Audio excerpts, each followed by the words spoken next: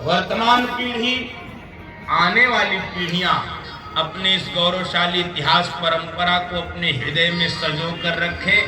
याद रखे और आवश्यकता पड़े तो ऐसे महापुरुषों की जीवन से प्रेरणा ले।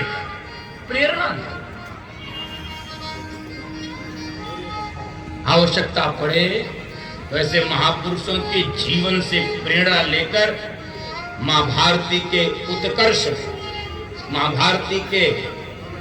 उन्नयन में, मां भारती को दुनिया का पुनः से सिरमौर बनाने के लिए यदि आवश्यकता पड़े तो उस अनुरूप आचरण करें। वह शिक्षा उन महापुरुषों के द्वारा दी हुई भावना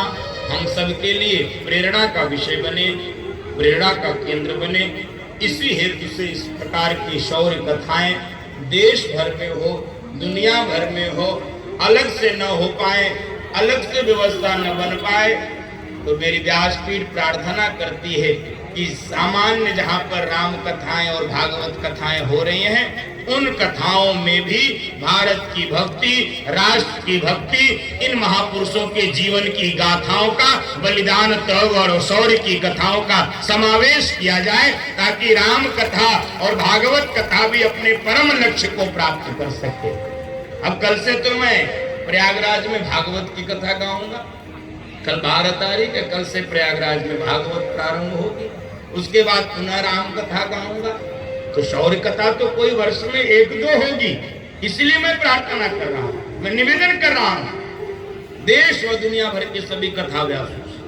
उनके चरणों में प्रणाम करते हुए निवेदन कर रहा हूं कि उनकी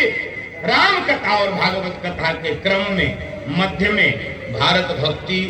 राष्ट्र भक्ति और मुझे लगता है सर्वाधिक आवश्यकता वर्तमान समय में किसी की भी भक्ति की है, किसी भी प्रकार के श्रद्धा और विश्वास की है, किसी भी प्रकार के समर्पण की है, तो वर्तमान समय में सर्वाधिक आवश्यकता राष्ट्र भक्ति की है, मां भारती की वंदना की है, इस मिट्टी के बलिदानियों के प्रति अपनी कृतज्ञता ज्ञापन की है। सर्वाधिक भक्ति सी